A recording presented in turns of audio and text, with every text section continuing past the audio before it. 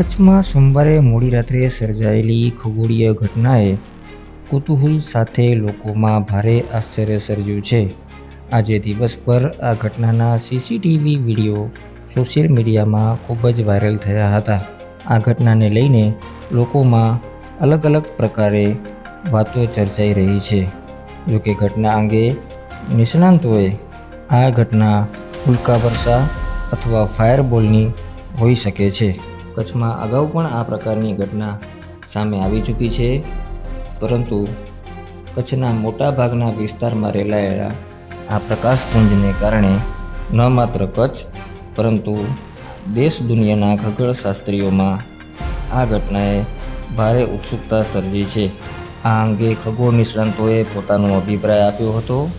સાથે સાથે કચ્છ યુનિવર્સિટીના જીઓલોજિસ્ટ સુભાષ ભંડેરીએ આ ઘટનામાં તપાસ કરવા માટે ઈસરોના અધિકારીઓ તથા અન્ય ખગોળીય નિષ્ણાંતો કચ્છની મુલાકાત લે તેવી વાત કરી હતી.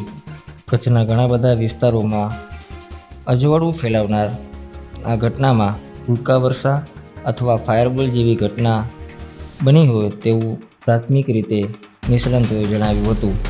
પરંતુ કચ્છ યુનિવર્સિટીના નિષ્ણાંતોએ કરેલી પ્રાથમિક તપાસમાં આ પ્રકાશનો જે ટુકડો છે તે પૈયા આસપાસ પડ્યો હોવાની શક્યતા છે, જેને પગલે નિષ્ણાંતોની એક ટીમ પૈયા વિસ્તારની મુલાકાત લઈ આ ઘટનાના મૂળ સુધી તપાસ करसे। हमारे एटमॉस्फेयर के अंदर, हमारा स्पेस के अंदर बहुत सारे एस्ट्रॉइड बॉडीज होती हैं, वो सब घूमती है।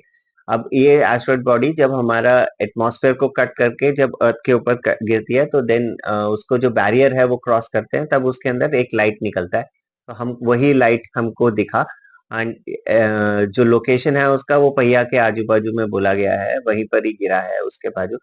अब वहां पे जाकर हमको चेक करना पड़ेगा कि किधर गिरा है, और उसके बारे में हमको अभी डिटेल में स्टडीज करनी पड़ेगी। मोस्टली पीआरएल के साइंटिस्ट जो हैं वो सब आएंगे यहाँ पे, पीआरएल और इसरो के साइंटिस्ट आएंगे यहाँ पर, और वो पर्टिकुलर लोकेशन के अंदर जाकर देखेंगे कि कोई हमको बॉडी मेटेरिटिक बॉडी तो नहीं मिल रही है, और अगर है तो वो उसको भी कलेक्ट करेंगे और साथ में उसका एनालिसिस करेंगे। और जो आजू बाजू का एरिया है वहां पे भी एनालिसिस करेंगे कि कहीं उसके अंदर से कोई रेडिएशन या नहीं है निकले। अभी ये किस तरह का मेट्योर है, it can be an iron meteor और it can be a nickel chromium meteor also. तो उसके ऊपर भी हम जरा उसके ऊपर एनालिसिस होगा, तब जाके इसकी कंफर्मेशन हो पाएगी कि ये किस तरह का मेट्योर है। और अभी उसके ऊपर और काम करना पड़ेगा, फिर उस तब जाके पता चलेगा कि एग्जैक्टली ये कौन सा मेट्योर है जो कि यहाँ पे गिरा है।